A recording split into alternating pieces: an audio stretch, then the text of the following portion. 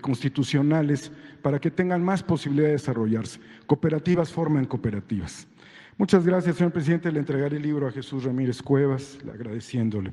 El otro tema, ya que ha tocado usted el análisis histórico y reflexivo, y valorando que usted ha sido un hombre fundamental en el cambio pacífico del rumbo del país en la Cuarta Transformación, fue ese gran movimiento que se generó aquí a unos metros en el Zócalo capitalino, cuando los mexicanos se concentraron para conocer a través de asambleas cuál iba a ser el proceder en la perspectiva democrática en México ante el inminente fraude electoral que se estaba gestando.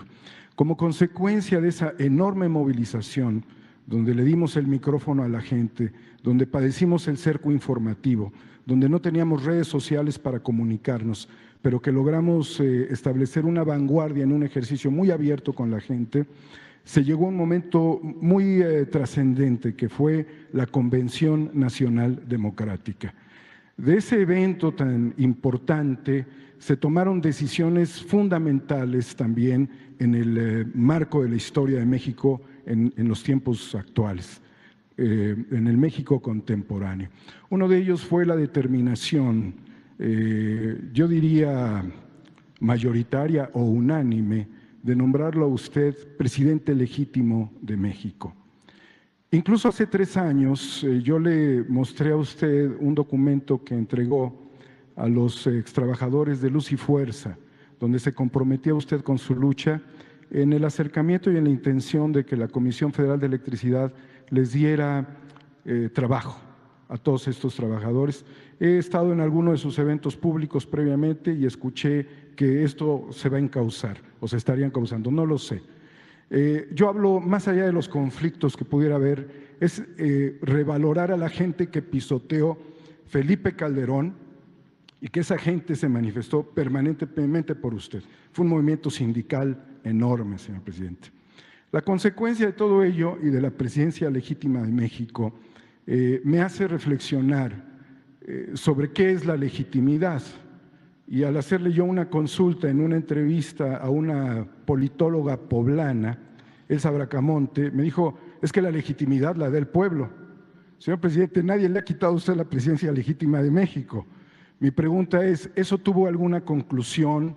¿Equivale a realizar algún protocolo o un acto cívico ciudadano democrático si es que ese proceso histórico tiene que concluir? ¿O se lo lleva usted a su casa como un recuerdo de amor del pueblo de México? Muchas gracias, señor presidente. Sí. Bueno, yo creo que todo esto se enmarca en ese ideal de que es posible la transformación por la vía pacífica. No desechar y negar otras vías, incluso la vía armada. Ya hablamos de nuestra historia, que fue con las armas como se realizaron las 3 grandes transformaciones de nuestro país, que no fueron en vano, que por eso vivimos en un país con libertades y tenemos que seguir defendiendo nuestra soberanía y hacer realidad la democracia y sobre todo no dejar de luchar por la justicia social,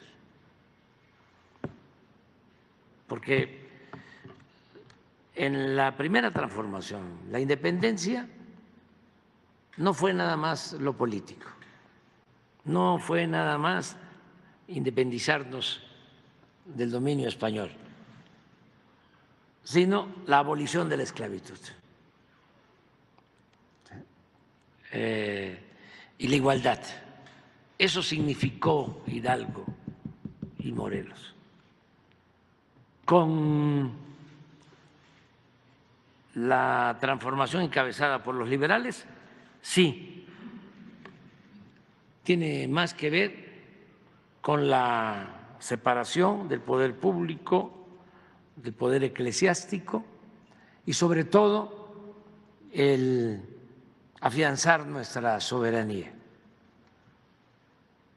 Se consumó con esa transformación la segunda independencia de México.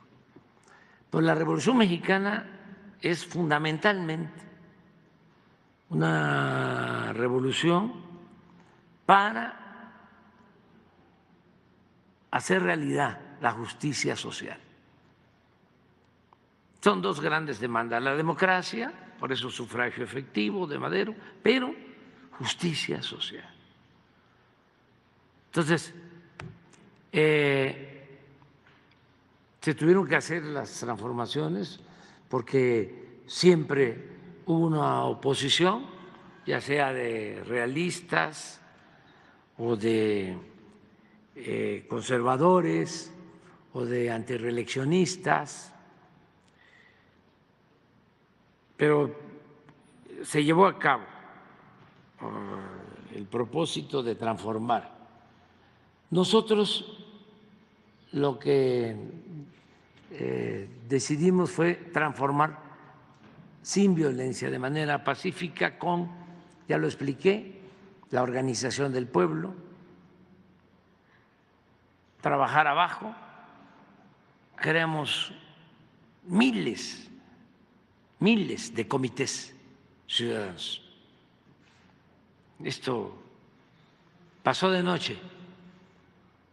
Ya hablé en una ocasión de cómo llegamos a distribuir más de 10 millones de ejemplares del periódico Regeneración, casa por casa. Y no es fabricar, elaborar 10 millones de ejemplares de un periódico. ¿Cómo distribuir 10 millones de periódicos? Imagínense la organización que se construyó para eso. Y las asambleas constantes en pueblos, en ejidos, en cabeceras municipales. Entonces, todo eso llevó a un movimiento para lograr sin violencia la transformación. Esto inspirado, yo diría que en dos grandes ideales. Primero, lo que fueron las luchas de Tolstoy, de Gandhi, de Mandela, de Luther King, es a lo otro que quiero referir, que esa es una cuestión, la no violencia, que aplican como estrategia de lucha Tolstoy, Gandhi, Mandela y Luther King. Y hay una gran enseñanza. Y hay una bibliografía que yo recomiendo a los jóvenes para eso, porque es muy eficaz la no violencia como estrategia de lucha. Es no caer en la trampa, en la confrontación, no caer en ninguna provocación, aprender a evadir el acoso,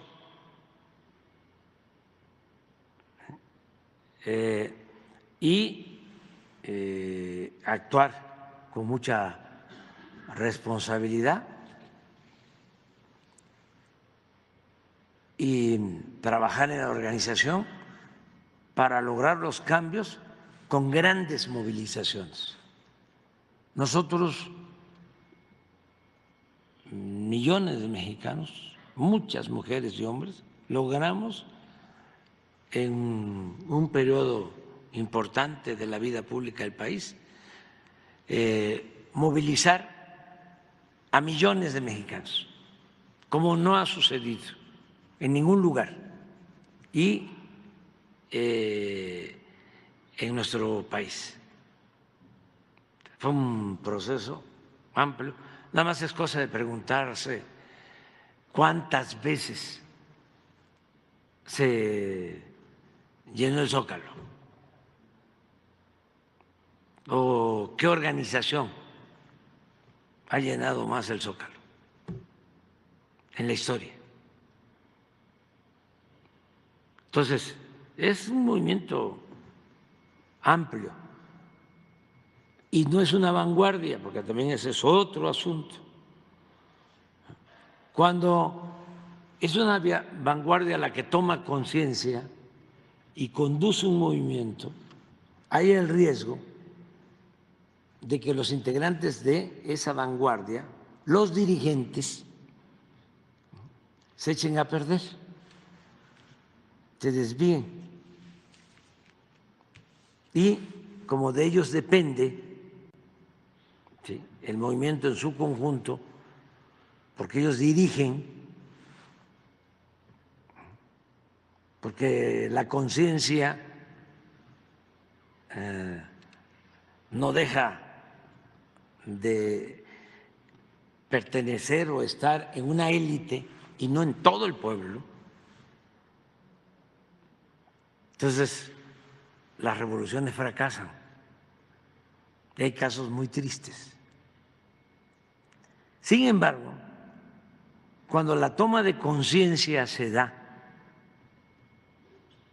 de abajo hacia arriba y es masiva y son millones, es muy difícil que un movimiento se desvíe de sus objetivos, de sus causas que le dieron origen. Desde luego, hay que estarle imprimiendo principios, ideales, hay que estarle diciendo a los dirigentes: no se lucha por los cargos, se lucha por ideales, se lucha por principios.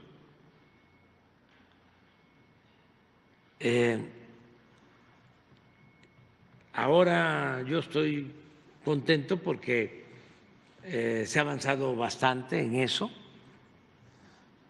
Esa es una vertiente, la no violencia. Y la otra es la enseñanza de dirigentes como Salvador Allende. Porque no hay que olvidar que él es 4 veces candidato a la presidencia y triunfa. Y se polariza Chile. Y los opositores deciden derrocarlo y de manera vil. Hacen alianzas con el extranjero y llevan a cabo guerras sucias hasta que se da un golpe de Estado.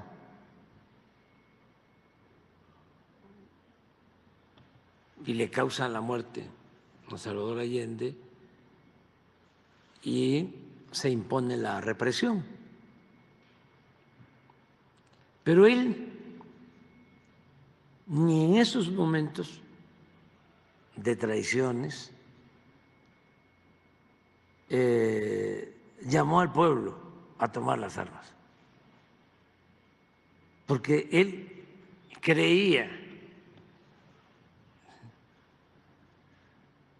fielmente en la vía pacífica.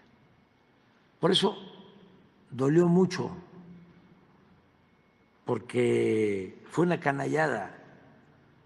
Un hombre que va a la revolución ya sabe, un hombre que toma las armas sabe que es vencer o morir, pero un hombre que lucha de manera pacífica y que no quiere la violencia ni siquiera para sus adversarios, no merece ser tratado, asesinado, ¿no?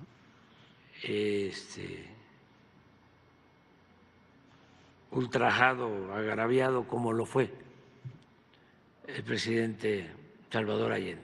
Por eso, ese golpe de Estado, lo que hizo Pinochet, esa es una mancha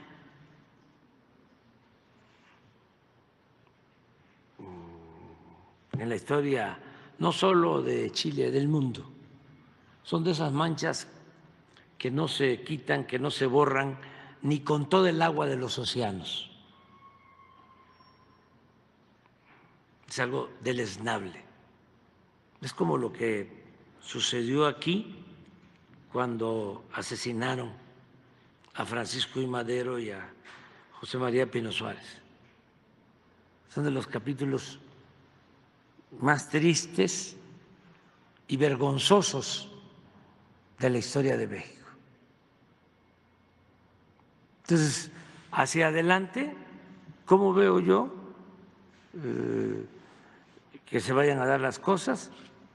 Se tiene que seguir luchando de manera pacífica. Siento, ¿sí?, un resurgimiento de esos afanes autoritarios que se padecieron en los años 70, cuando yo estudiaba, y cuando se dieron los golpes de Estado en América del Sur, la época de más autoritarismo. Veo con preocupación y tristeza el resurgimiento de ese pensamiento autoritario, facho,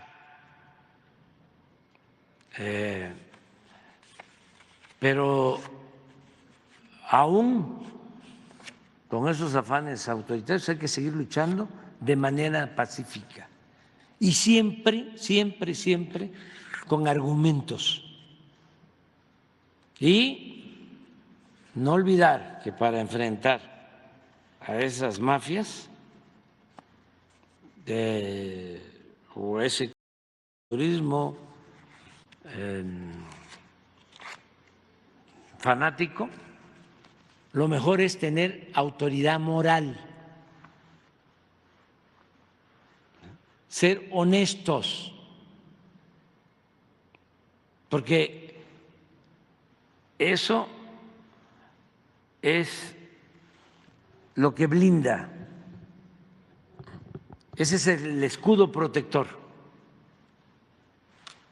Si no se tiene autoridad moral, si no resistimos la tentación de lo material, las tentaciones del dinero, de la búsqueda del poder por el poder, no servimos para transformar. O sea, somos muy endebles. No podríamos ejercer nuestra libertad, no podríamos enfrentarlos, porque si les decimos son unos corruptos, pero tú también, no, fíjate que no somos iguales.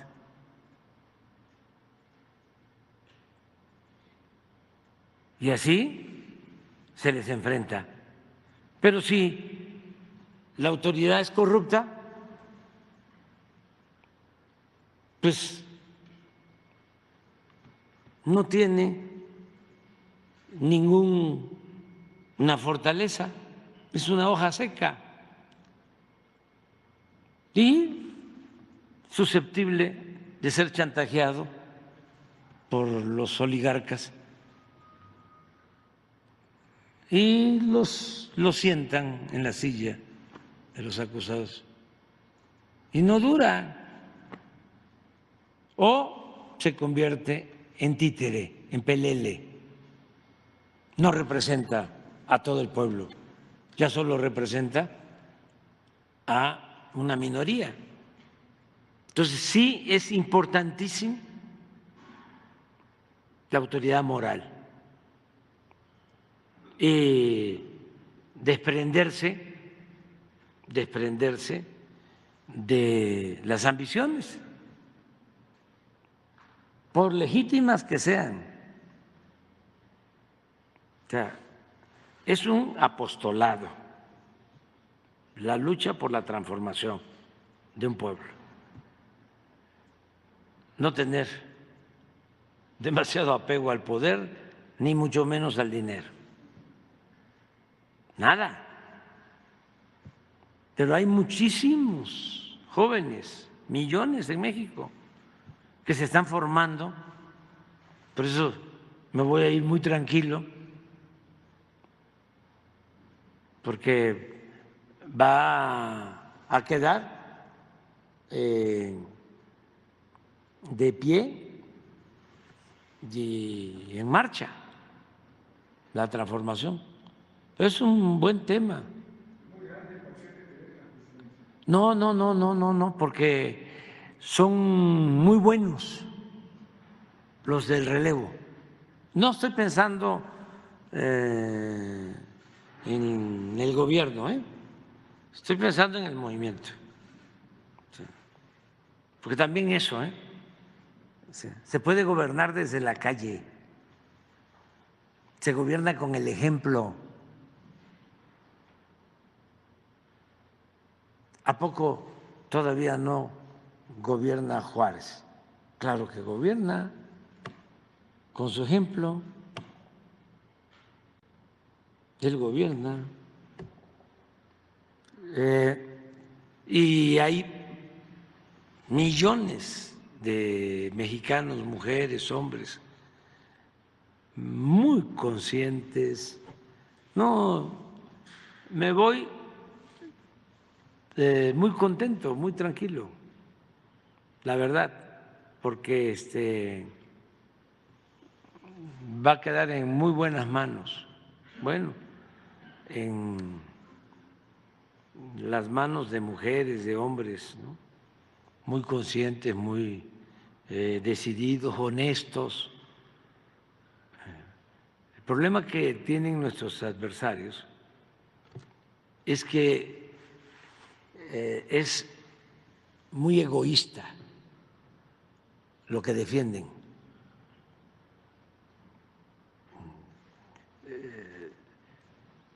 Es poco humano y tiene muchas distorsiones. Por ejemplo, el clasismo, el racismo.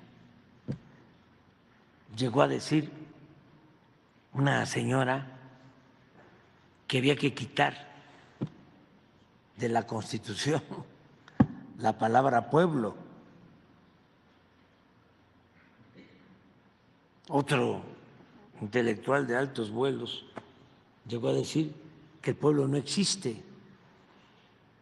Otro todavía más encumbrado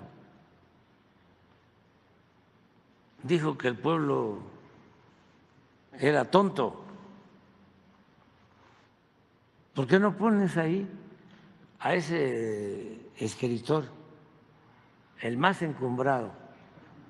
Porque hay unos más famosos, pero los jefes de esos intelectuales que manejan grupos, ¿no?, antes más, ahora ya se han ido haciendo a un lado, deslindando de esas agrupaciones que manejaba Krause y Aguilar Camín, que no solo tenía que ver con la academia, con las letras, sino también con el arte, con la ciencia. Pero uno de los más admirados así como para ciertos sectores de la clase media, ¿no?, que les fascina este escritor que vende muchísimos libros, Martín Moreno, así para los que tienen otro nivel, ¿sí?, les fascina Sheridan. Sí, es así como, sí, estrella, ¿no?, de todo el grupo. Pero mire lo que piensa sobre el pueblo.